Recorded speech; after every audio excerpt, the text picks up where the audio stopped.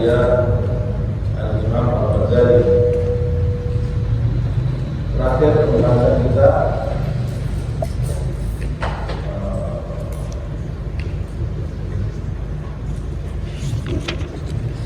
Al-Hadithur Rabi', kendala yang keempat sudah kita bahas yang pertama.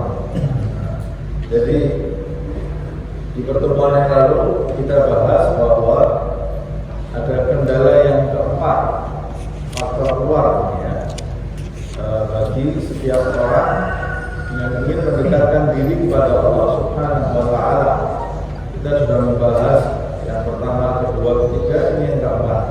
Kendala yang keempat itu adalah musibah dan segala macam kejadian yang dialami setiap manusia dalam hidupnya di dunia ini. Tidak ada yang bisa menjadi obat bagi segala musibah tersebut dan kejadian tersebut, karena setiap orang mau tidak mau, suka tidak suka, dia pasti akan mengalami musibah di dalam hidupnya dan pasti akan mengalami kejadian-kejadian di dalam hidupnya. Dia terima atau tidak terima, suka atau tidak suka, dia pasti akan mengalami itu. Tidak ada satu orang pun selamat dari musibah, tidak ada satu orang pun selamat dari kejadian di dalam hidupnya. Maka tidak ada obat yang paling tepat dalam menjalani segala kejadian tersebut kecuali sabar.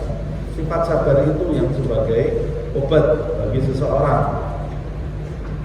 Nah, beliau kemudian mengatakan kenapa sabar itu harus disandang oleh setiap orang yang hidup di dunia ini dan ingin mendekatkan diri kepada Allah Subhanahu wa Ta'ala. Yang pertama sebabnya karena ada dua hal. Sebab yang pertama karena lil usul ilal ibadah wa usulil maksud. Ini semua sudah kita bahas ya, refresh saja. Agar seseorang itu bisa menjalankan ibadah dan mencapai maksud dari ibadah tersebut, yaitu mendekat kepada Allah Subhanahu wa Ta'ala, memiliki kedudukan di sisi Allah Subhanahu wa Ta'ala. Maksud dari ibadah itu kemudian mencapai kebahagiaan di din wa dunia wal akhirah, dunia dan akhirat. Sebab pondasi setiap ibadah adalah kesabaran. Tidak ada orang yang bisa ibadah tanpa menyandang sifat sabar. Sifat sabar itu yang bentuknya nanti memikul segala kesulitan, menjalani sabar dalam menjalani segala rintangan. Siapa yang tidak memiliki sifat sabar, maka dia tidak mungkin mencapai hakikat dari ibadah tersebut. Tidak mungkin bisa mencapai ibadah itu dengan benar. Nah, kemudian dia mengatakan wa dzalika anna man qasada ibadatullah ta'ala wa tajarrada laha, orang yang siap mendekatkan diri kepada Allah Subhanahu wa Ta'ala, dia sudah paham bahwa tidak ada kebaikan kecuali mendekat kepada Allah Subhanahu wa Ta'ala. Ketika seseorang memiliki niat mendekat kepada Allah Subhanahu wa Ta'ala, saya ingin menjalani hidup dengan ibadah menyembah Allah Subhanahu wa Ta'ala. Saat itu kata beliau, istaqbalathu syada'id wa mihan wa masalih. Orang yang mau mendekat kepada Allah Subhanahu wa Ta'ala, pada saat dia berkeinginan mendekat kepada Allah Subhanahu wa Ta'ala, maka segala kesulitan, segala rintangan, segala musibah pasti akan mendatangi dia. Pasti akan mendatangi dia.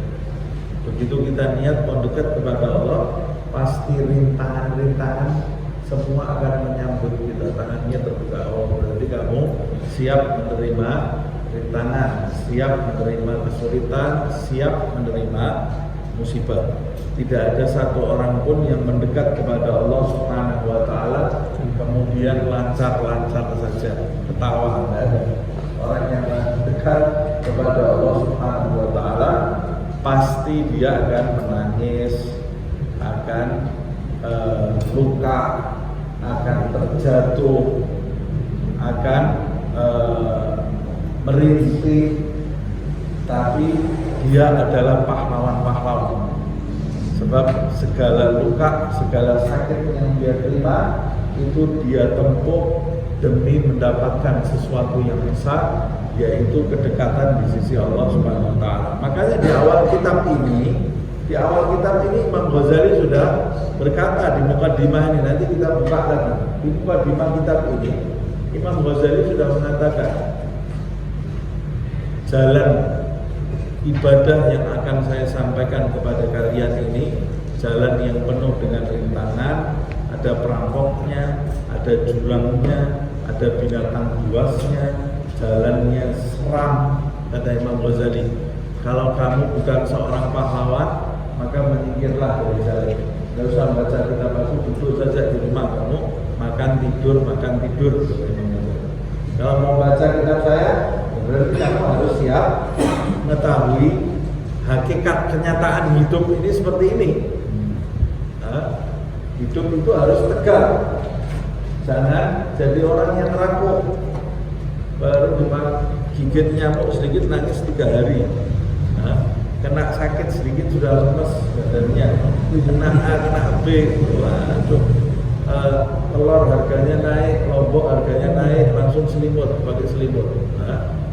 Kalau tidak jadi orang tegar, kamu bukan orang tegar, lebih baik tidur di rumah. Tidak usah baca kitab aku, kata Imam Ghazali.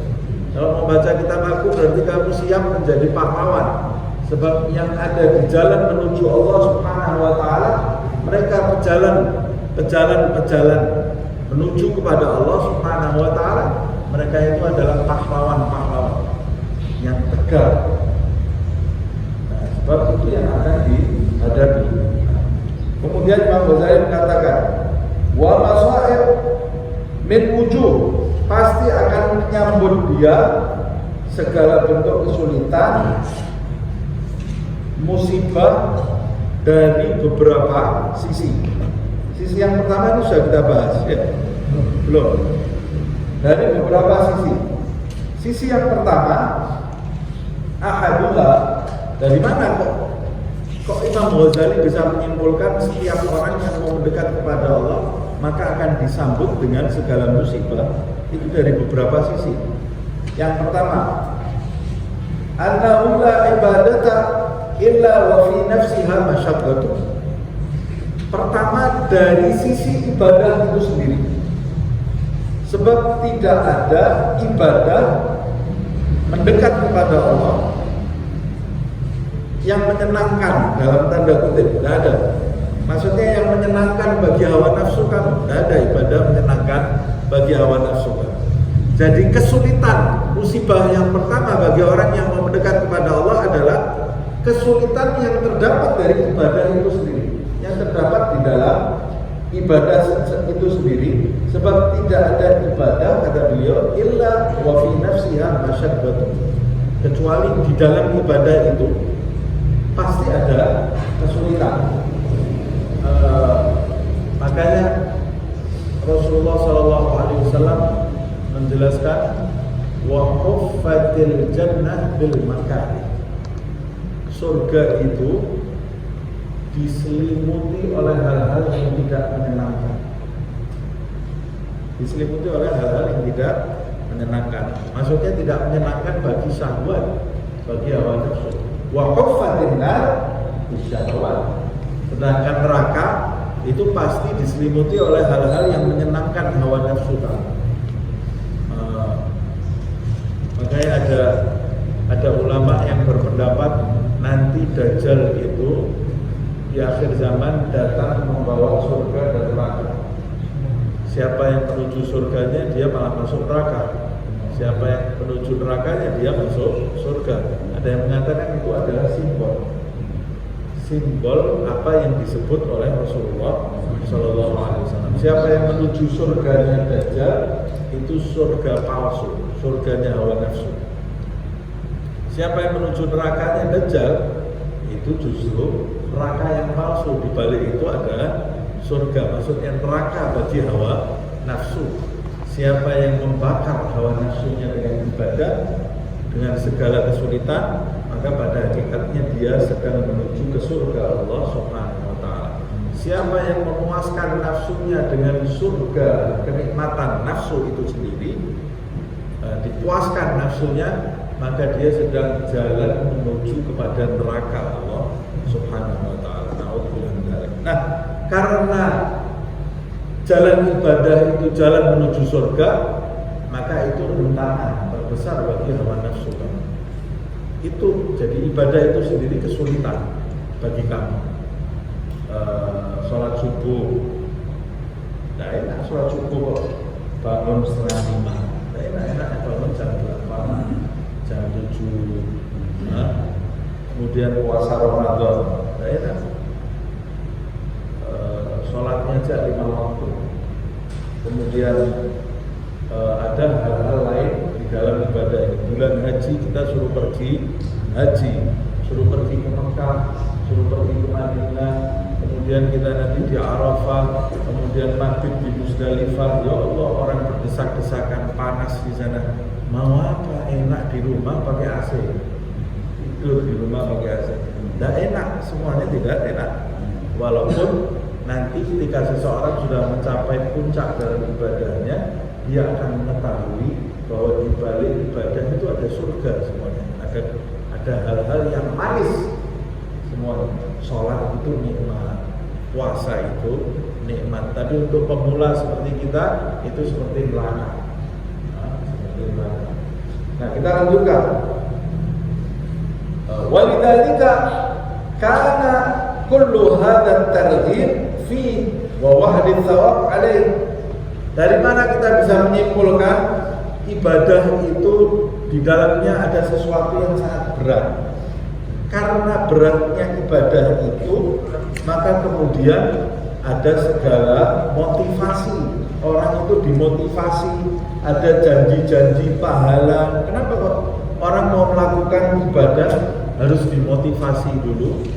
Kemudian Allah memotivasi, Rasulullah memotivasi umatnya, Allah memotivasi hambanya. Jadilah orang yang baik, jadilah orang yang tidak menyekutukan Allah, jadilah orang yang menjaga lisan, jadilah orang yang bersedekah. Dimotivasi kan oleh Allah Subhanahu wa Ta'ala ibadah itu. Rasulullah juga memotivasi kita dari sabda-sabdanya agar kita beribadah kepada Allah Subhanahu wa Ta'ala. Harusnya ya, kita beribadah itu tidak harus dimotivasi. Harusnya kita ini tidak dimotivasi. Sebab kita ini yakin Allah yang menghidupi kita. Tanpa Allah kita ini tidak ada tanpa Allah Subhanahu wa Ta'ala. Kemudian kita dipaksa. Kalau kita harus dipaksa untuk bersyukur kepada Zat yang Maha Baik kepada kita, ini kan tidak masuk ya. Harusnya tanpa dipaksa kamu itu cinta kepada Allah Subhanahu wa Ta'ala.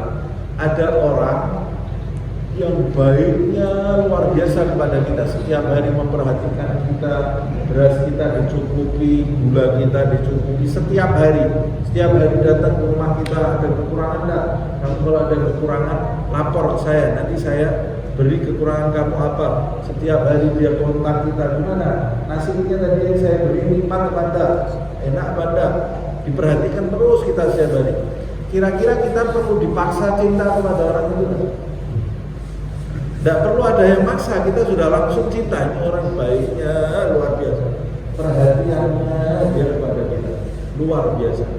Bagaimana orang harus dipaksa cinta kepada Rasulullah? Tidak ada manusia terbaik di dunia ini melebihi Nabi Muhammad SAW. Kira-kira ada tidak orang yang harus dipaksa cinta kepada ibunya? Tidak ada. Setiap orang itu pasti cinta kepada ibunya. Pada umumnya setiap manusia itu cinta kepada ibunya. Kepada Rasulullah SAW harusnya tidak dimotivasi kamu untuk bersolawat kepada Rasulullah SAW, untuk cinta kepada Nabi. Harusnya kalau kita berakal, tidak harus ada motivasi. Tapi karena kita tidak berakal, disuruh sholawat berapa kali? 1000. Banyak, terlalu banyak 1000. Terlalu banyak sholawat 1000. Padahal Nabi Muhammad itu perhatiannya kepada kita melebihi ibu kita sendiri, melebihi bapak kita sendiri, melebihi diri kita sendiri. Dan nanti yang menyelamatkan kita di hari kiamat hanya Rasulullah SAW. Bagaimana kita harus dipaksa, dimotivasi untuk cinta kepada Allah. Nah, bagaimana kepada Allah Subhanahu Wa Taala yang menciptakan Nabi Muhammad SAW? Bagaimana kita ini harus dipaksa bangun sholat, harus dipaksa membaca Al-Quran. Kalau kita orang yang berakal, harusnya kita ini terbalik. Harusnya kita ini dipaksa bermaksiat baru maksiat, gitu ya. Kalau tidak maksiat saya tembak, nah baru takut kita maksiat. Kalau ibadah harusnya jadi rutinitas kita sehari-hari, karena kita ini harusnya cinta sekali kepada Allah Subhanahu Wa Taala. Ya, tapi Allah memberi kita ini hawa nafsu. Ada rintangan dunia dan lain-lainnya, itu yang kemudian menjadikan kita ini berhenti tidak mendekat kepada Allah. Ada tipuan-tipuan, nah itu salah satu bentuk ujian. Makanya kemudian Allah memotivasi kita, karena sholat yang harusnya jadi kenikmatan buat orang yang masih terlilit hawa nafsu, sholat itu menjadi sulit. Makanya Allah memotivasi, Nabi Muhammad SAW memotivasi, karena dari sisi Allah memotivasi kita untuk beribadah, Nabi Muhammad memotivasi kita untuk beribadah, ulama memotivasi kita untuk beribadah. Dari sisi ini kita sudah langsung bisa menyimpulkan bahwa ibadah itu memang sulit. Ibadah itu di dalamnya ada kesulitan. Kalau tidak perlu dimotivasi. Kalau tidak, maka tidak perlu dimotivasi. Nah, dari sisi ini, illa yata'atta fi'lul ibadah illa bi gam'il hawa wa gahrin nafsi. Sebab tidak ada orang atau tidak mungkin seseorang bisa melakukan ibadah kecuali dia menjatuhkan hawa egonya terlebih dahulu, wa gahrin nafsi, menundukkan nafsunya, syahwatnya. In hiya zajiratun 'anil khair. Sebab semua itu adalah pecut bagi seseorang untuk menuju kepada kebaikan. Wa mukhalafatul hawa, ibadah itu sendiri memecut seseorang untuk berbuat kebaikan. Wa mukhalafatul hawa wa gharun nafas min asyaddil umur 'alal insan. Sedangkan jadi pada intinya kamu kalau mau sholat ya kamu harus menundukkan nafsu kamu. Kalau tidak menundukkan nafsu kamu tidak bisa sholat. Kalau kamu mau puasa Ramadan ya kamu harus menundukkan nafsu. Karena nafsu kamu inginnya kamu tidak puasa, makan. Nafsu itu seperti kuda liar, saya pernah menjelaskan. Nah, karena orang yang mau ibadah harus menundukkan nafsunya, maka dia akan mengalami kesulitan. Kata beliau, bertentangan dari hawa ego kita, menundukkan syahwat itu perkara yang paling sulit pada setiap manusia. Dalam kehidupan manusia itu yang paling sulit dihadapi oleh manusia itu siapa? Nafsunya sendiri. Nafsu itu paling sulit. Setan itu sulit ditentang, tapi masih lebih mudah daripada nafsu. Sebab kalau setan kita bacakan ayat kursi lari, takut. Tapi kalau nafsu kita sendiri, mau kita baca satu Al-Quran khatam itu tetap ada di dalam diri kita. Tidak bisa dihilangkan ajakan-ajakan nafsu ini kecuali hanya dengan bertentangan, menentang. Kalau kita tidak mau menentang keinginan hawa nafsu kita, ya sampai mati kita ini akan memperturuti keinginannya terus. Tidak akan lepas dari keinginan nafsu itu. Dan ini adalah perkara yang paling berat. Dari sisi ini saja, dari sisi ibadah itu sendiri, di dalamnya terdapat kesulitan. Itu sebetulnya sudah cukup bahwa orang yang mau mendekat kepada Allah itu harus sabar. Kalau tidak sabar, tidak bisa mendekat kepada Allah. Yang kedua, dari sisi apa? Watanya annal abda idza fa'ala al-khaira ma'al masyaqqah lazimahul ihtiyatu lahu hatta la yafsuda 'alaihi wal ibgha'u 'ala al-'amali ashaddu min al-amal, kata dia. Yang kedua, kalau yang pertama tadi ibadahnya itu sendiri ketika kita mengerjakan itu kita sudah harus mengalami kesulitan. Mau sholat, bangun kita untuk sholatnya itu sudah susah. Walaupun sebagian orang kan insya Allah kalau seperti kita sholat sudah tidak susah lagi, tapi masih banyak ibadah-ibadah lain yang kita mengalami kesulitan. Umpamanya sholat sunnah ada kesulitan, ba'diyah itu ada kesulitan kita dalam melaksanakan. Oh saya ba'diyah tidak sulit, ya sudah sholat tahajud. Semuanya mau ibadah itu pasti ada kesulitan, hanya saja taraf kesulitannya beda-beda di antara yang satu dengan yang lain. Kalau yang kedua ini, kata beliau, sesungguhnya setiap hamba ketika dia menjalankan kebaikan dan di dalam kebaikan itu ada beban buat dia, ada kesulitan, ibadahnya itu sendiri ada kesulitan, plus ketika dia menjalankan ibadah itu dia harus berhati-hati dalam menjalankan ibadah itu, harus berhati-hati agar ibadahnya itu tidak batal, tidak rusak. Waktu dia mau menjalankan ibadah itu sudah ada kesulitan. Ketika dia sedang menjalankan ibadah, dia mengalami kesulitan berikutnya. Apa kesulitan berikutnya? Menjaga supaya ibadahnya sah, tidak batal. Orang mau menjalankan sholat subuh, pada waktu dia takbir Allahu Akbar, dia harus menjaga ibadahnya supaya tidak batal. Fatihah tidak boleh lupa, rukuk tidak boleh lupa, i'tidal, sujud tidak boleh berbicara ketika sholat, tidak boleh bergerak 3 kali berturut-turut. Kalau kamu berjamaah ya kamu harus ikut imam. Ada kesulitan. Itu dari sisi fikirnya. Belum kita bahas dari sisi tasawufnya. Waktu kamu sholat itu kamu tidak boleh riya. Kamu tidak boleh riya. Kalau kamu riya kurang keutamaan sholat kamu. Atau kalau kamu mengerjakan sholatnya itu riyaknya dari awal tidak diterima sholatnya. Kalau kamu sholat karena riyak tidak diterima sholat kamu. Ini berarti ada kesulitan lagi dalam proses mengerjakan ibadah itu ada kesulitan. Kemudian pada waktu sholat kamu harus khusyuk. Khusyuk itu bagian dari sholat.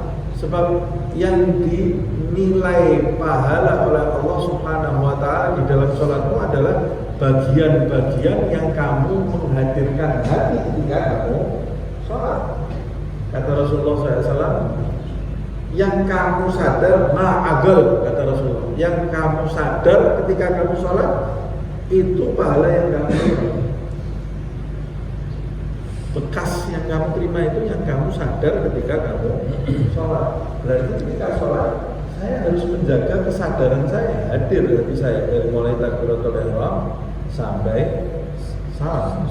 Nah, saya harus sabar dalam menghadirkan hati ini ketika sholat. Ini ujian berikutnya. Kata beliau, al-ibqa' 'alal amal asyaddu minal amal.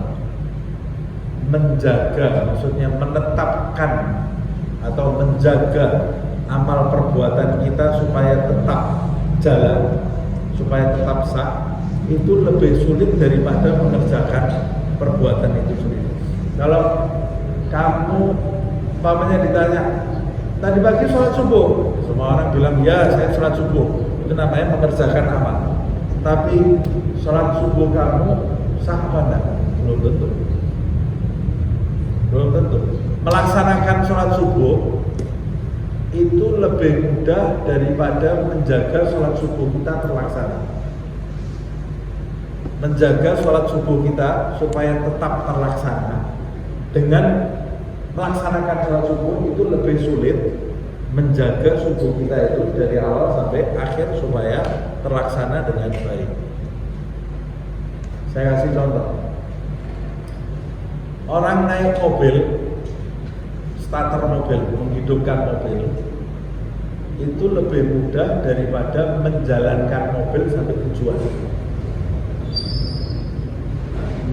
Kalau orang ditanya, kamu bisa naik mobil? Bisa kalau naik mobil.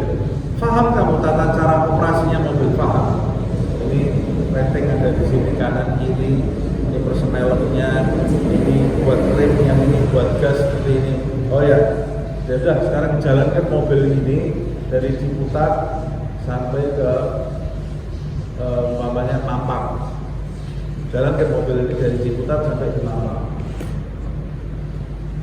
Menjaga mobil kamu di jalan itu supaya ikut aturan, supaya tidak kena tilang polisi, supaya tidak terempet mobil yang lain, supaya tidak tersesat ketika di jalan, supaya tidak macet, menjaganya sampai ke tujuan itu lebih susah daripada kamu naik mobil di awal tadi. Nah, umpamanya seperti itu ya. Orang yang mengerjakan sholat, saya kerjakan sholat. Waktu dia mau sholat itu, dia harus menawan hawa nafsunya. Lebih enak nonton TV daripada sholat. Lebih enak tidur daripada sholat. Jadi ketika dia mau sholat, dia melawan hawa nafsunya. Lebih berat dari itu adalah menjalankan sholatnya dengan benar. Menjaga sholatnya dengan benar saat dia melakukan sholat. Itu ujian juga kata Imam. Wathalithuha, yang ketiga adalah an-nadar dalam mihnatin. Dari sisi apa yang ketiga? Yang ketiga dari sisi negeri yang kita huni sekarang ini, alam yang kita huni sekarang ini, alam dunia adalah negeri yang penuh ujian. Memang negeri yang penuh dengan bencana. Faman kana fiha, maka bagi siapa makhluk apapun, siapapun yang ada di negeri ini, di negeri dunia ini, la budda lahu minal ibtila, maka wajib harus dia dapat bala, pasti dapat bala bencana. Tidak ada satu orang pun yang selamat, tidak ada satu makhluk pun yang selamat di dunia ini dari bala bencana. Makanya kalau ada orang lapor, yo saya pusing ya. Kamu sudah di alam barzah atau masih di dunia? Kalau sudah di alam barzah itu aneh kamu pusing ya. Kalau kamu masih di dunia, kepala kamu masih pusing. Jadi kamu cepat-cepat. Nah, ini diobati sakit lagi mata diobati. Nah, sudah gitu terus. Kalau kamu minta, ya Allah, saya tidak jadikan saya ini hamba-Mu yang tidak pernah sakit. Kamu minta itu, besok mati. Besoknya mati. Nanti di akhirat kamu kayak itu. Saya kan minta tidak sakit ya Allah, ya minta tidak sakit. Kamu saya keluarkan dari dunia. Karena kalau di dunia itu tempatnya sakit. Makanya kalau doa jangan ngawur-ngawur ya. Minta tidak sakit langsung mati dia. Makanya orang yang sakit berat, begitu dia meninggal, dia sembuh dari sakitnya. Minta keluar dari negeri bencana menuju ke negeri yang indah kalau dia termasuk orang yang beriman. Nah, orang yang beriman, orang yang sholat, orang yang puasa, tidak menyekutukan Allah Subhanahu wa Ta'ala, akhlaknya baik, waktu dia meninggal tidak mungkin dia takut, tidak mungkin dia sakit, karena harusnya dia bahagianya luar biasa ketika dia meninggal, sebab dia meninggalkan negeri yang penuh dengan bala bencana menuju kepada negeri yang indah. Tidak ada sakit, tidak ada pusing, tidak ada gigi sakit, tidak mikir gaji setiap awal bulan, tidak mikir beras, tidak mikir gula, nikmat semuanya ketika dia meninggal. Nah, orang sekarang kembali takut meninggalkan dunia, takut meninggalkan negeri yang penuh bencana. Aneh sekali ya.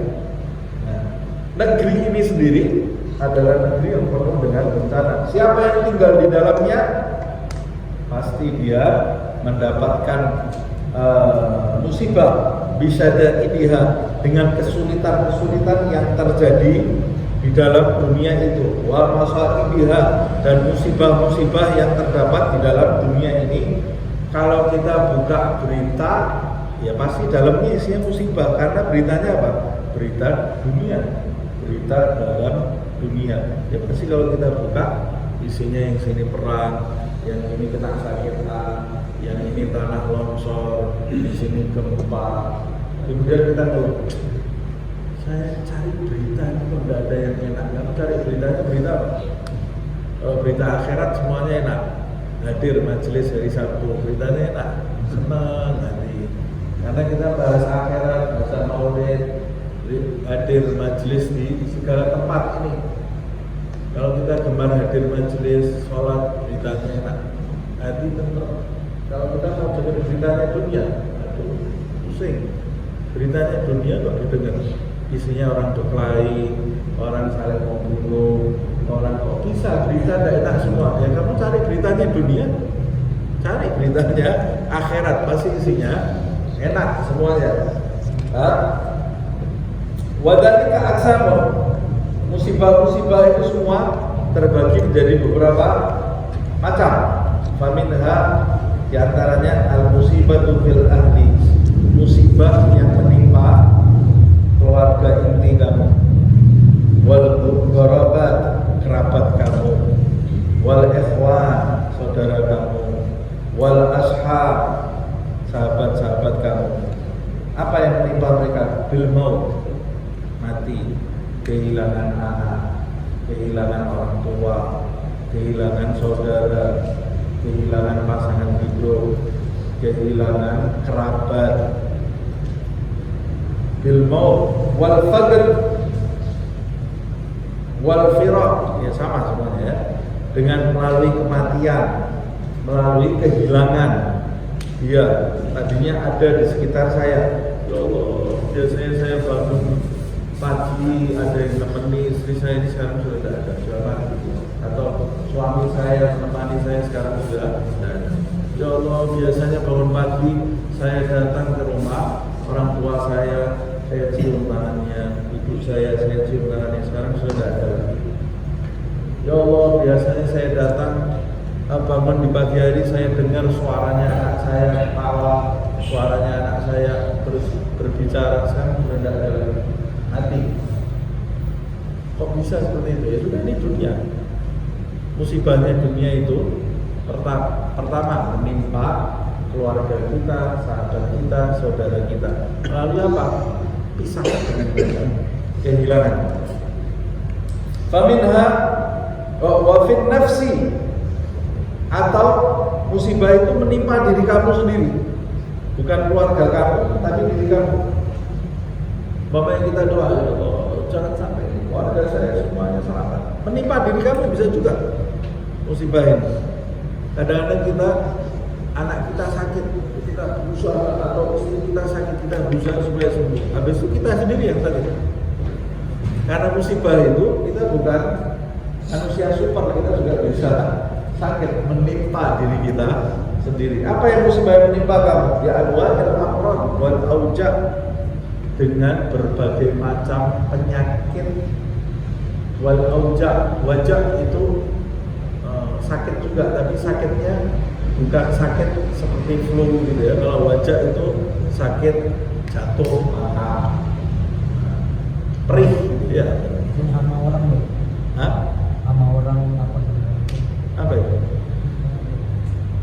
Enggak, wajah itu orang pinggangnya sakit, cekot-cekot atau patah, karena patah itu namanya sakitnya wajah. Dalam bahasa Arab orang ngomong gitu. Tapi kalau amrad itu virus, bakteri, ya sakit itu flu, sakit macam-macam. Sama juga asgor, ada juga. Kemudian wafil airid atau musibah pada kehormatan kamu, harga diri kamu. Dengan apa ini? Oh, dengan harta. Dengan digitalin nas, iya. Kehormatan kamu dengan orang yang memerangi kamu, membunuh kamu. Musibah juga di dunia ini ada perang. Wa tamak fi, orang yang punya sifat tamak. Wal isdira bihi, al isdira istihza, isdira isdira itu istihza bihi, ya, yang mencaci maki dia.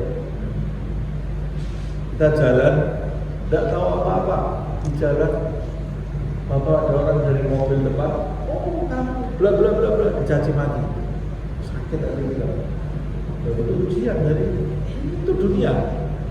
Kemudian kita pulang, tadi ada orang yang nyaci saya. Yang nyaci itu tinggalnya di mana? Di dunia. Kamu di mana? Di dunia. Ya sudah, itu dunia. Dunia itu isinya orang nyaci kamu, itu dunia.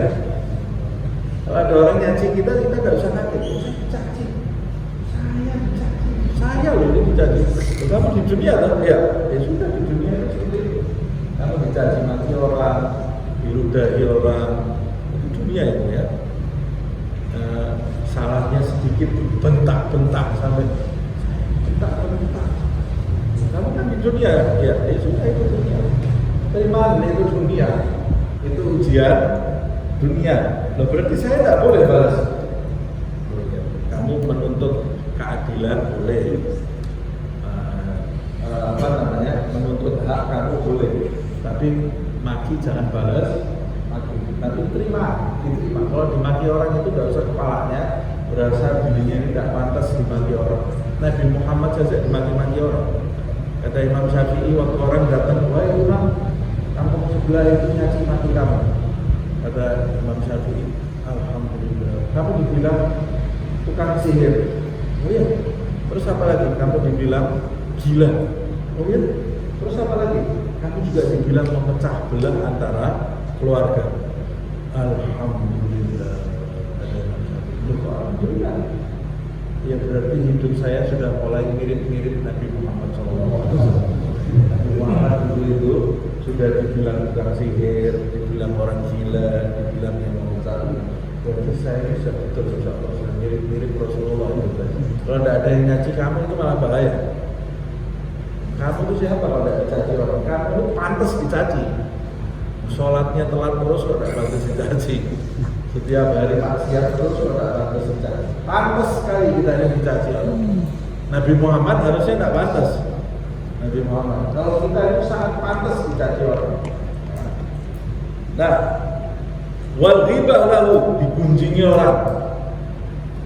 Dapat kabar orang-orang itu, orang di sebelah itu menggunjingi kamu, marah gitu. Siapa yang gunjingi saya? Memang dunia itu tempat pergunjingan loh. Kalau kamu digunjingi orang itu santai aja. Ini dunia, nggak usah digubris.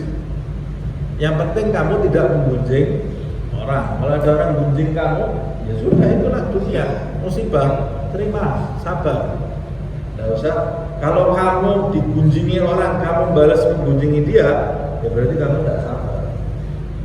Tidak sabar dalam menjalani hidup. Kamu dicaci, kamu balas caci, berarti kamu tidak punya obat gitu ya. Obatnya apa? Sabar. Obatnya itu sabar. Wal kadzib alaih, dibohongi orang. Usaha kerjasama orangnya lari. Astagfirullahaladzim. Kok yang ada orang yang membawa lari uang saya? Kamu di dunia pasti banyak yang membawa lari uang kamu. Atau ada orang datang bohong ke kita, bawa kabar yang tidak benar. Ya sudah, itu dunia. Sabar. Dunia isinya seperti itu. Rasulullah pernah didustai. Pernah seringkali Nabi Muhammad itu dibohongi. Nabi Muhammad itu dibohongi. Apalagi kamu, apalagi kita. Nabi Muhammad dibohongi sampai mati. Sahabat, 12 sahabat hafizul Quran yang dia dikirim oleh Rasulullah SAW, diminta oleh sekelompok kaum dari satu desa minta guru, dikirim oleh Rasulullah SAW 12 pilihannya Nabi Muhammad SAW sampai sana dibunuh semua sampai Nabi kemudian berdoa kumut nazilah 40 hari. Wa fil mal bidhihab wa zawal, atau kamu dapat musibah di harta kamu dengan lenyapnya harta kamu. Nah, kalau punya uang lihat saldo, saldo saya hari ini kok kurang ya? Ya sudah, itu dunia. Harus jok terus, ditambah terus di dunia ini. Saldonya kurang, saldonya mepet saya ini. Padahal saya loh ini. Dia bisa kurang saldonya. Kamu di dunia, semua yang di dunia ini harta kamu semuanya akan lenyap, dicuri orang, dirampas orang, ya sudah, itu perkara biasa. Walikulli wahidatin min hadhil masa'ib lad'atun wa hurqatun min naw'in akhar. Setiap musibah yang aku sebut ini, dari mulai kematian, sakit, penyakit, dicaci orang, diejek orang, dikunjungi orang, dilukai orang, harta yang lenyap, semua musibah ini, setiap musibah yang aku sebut ini lad'atun wa hurqatun, rasanya menyakitkan. Lad'ah itu seperti bisanya ular ya, atau dibentuk tebal, gigit tebal, bentuk tebal, itu lad'ah, rasanya panas atau sakit. Semua musibah itu tidak menyenangkan, sakit. Setiap musibah ini kadar panasnya berbeda, kadar sakitnya itu berbeda. Tapi semuanya ini fayahtaju ila sabri alaihi kulliha. Semuanya ini perlu obat sabar. Makanya orang itu perlu sabar dalam menjalani hidup. Kalau tidak, mati mendadak ya. Kalau tidak, mati cepat ya. Karena setiap musibah datang dia shock, kaget. Kalau orang punya sifat sabar, mengembalikan semuanya kepada Allah. Inna lillahi wa inna ilaihi raji'un. Alladzina asabatuhum musibatun qalu inna lillahi wa inna ilaihi raji'un. Semua yang ada pada kita ini bukan punya kita. Kitanya aja bukan punya kita, apalagi anak kita, apalagi harta kita. Semuanya ini bukan punya kita. Inna lillahi. Kita semuanya ini, saya semuanya, anak saya, badan saya, mata saya, telinga saya, harta saya, semuanya punyanya Allah, bukan punya saya. Jadi kalau diambil sama yang punya, kita berhak untuk sudah sabar. Nama baik kita itu bukan punya kita, punya Allah Subhanahu wa ta'ala. Profesi kita punya Allah Subhanahu wa ta'ala. Kalau diambil, inna lillahi wa inna ilaihi raji'un. Untuk mengingatkan kita bahwa ini yang hilang dari kita itu bukan punya saya, punya Allah. Ini sekarang diambil sama Allah. Ya sudah, itu haknya Allah Subhanahu wa ta'ala. Ada satu orang umur 70 tahun buta dan bisa lihat. Setiap hari alhamdulillah, alhamdulillah, alhamdulillah. Ditanya sama anaknya, loh, bang, apa?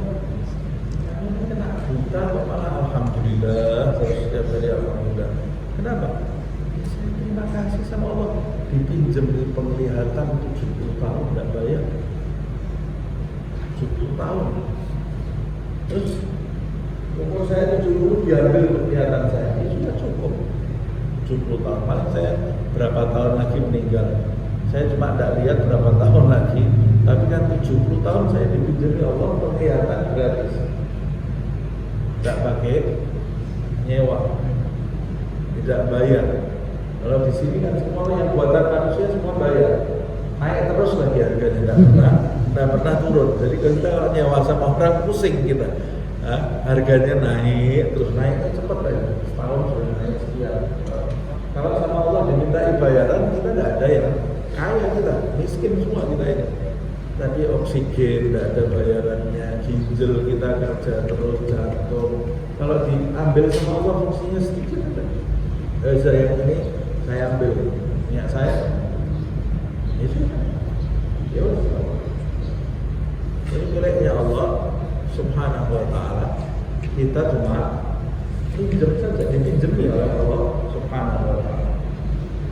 Yang terakhir, warabi'uha ini wa illa fayamna'ul jaza' wa talahuf min at-tafarruq lil ibadah. Kalau kamu tidak punya sifat sabar, maka kamu akan gusar dan akan sedih. Setiap kena musibah, kamu akan menggerutu. Kenapa kok saya dapat ini? Aku menggerutu. Dan kamu akan sedih, ngelamun terus nanti. Allah, kok saya kena ini ya? Kok saya begitu ngelamun terus, diajak ngomong orang tidak nyambung. Nah kalau diajak ngomong orang tidak nyambung, bisa ibadah gitu. Tidak mungkin bisa ibadah, sholat, Allah, rakaatnya hilang semuanya. Zuhur jadi 1 rakaat, subuh 5 rakaat, salah semuanya. Karena dapat kabar macam-macam ini.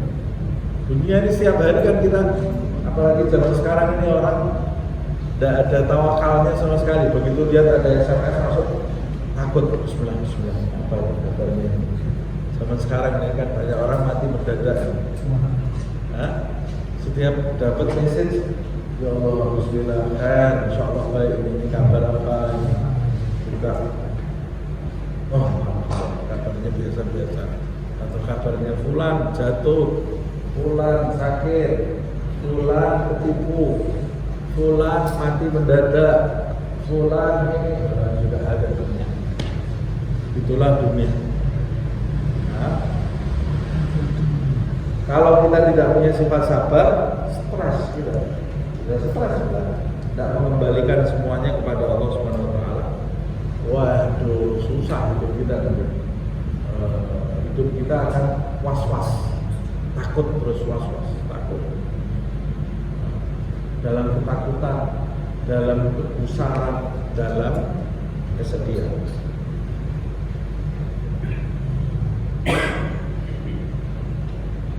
Ini nanti yang keempat minggu depan saja. Yang 9 Semoga Allah Subhanahu wa Ta'ala menjadikan kita hamba anugerah bukan hamba tempat musibah. Dan semoga Allah Subhanahu wa Ta'ala membahagiakan hidup kita fid din wad dunya wal akhirah. Begitu juga kedua orang tua kita, pasangan kita, anak-anak kita, sahabat-sahabat kita dan seluruh umat Muhammad sallallahu alaihi wasallam. Ya hadratin Nabi Muhammad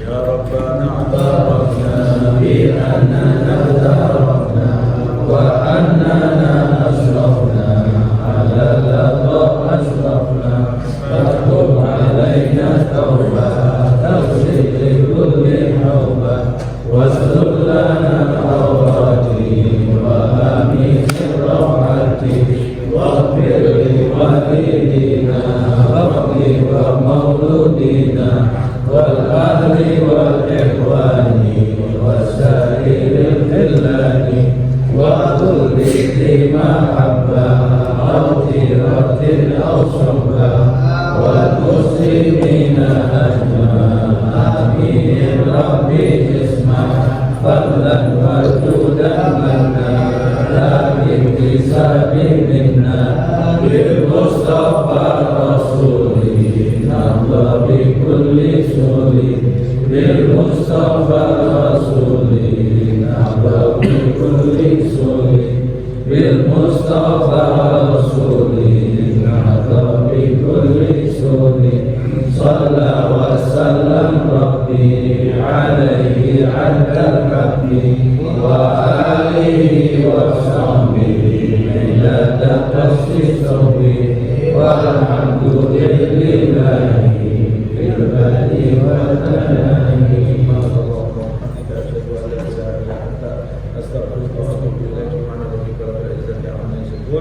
wassalamu alaikum warahmatullahi wabarakatuh.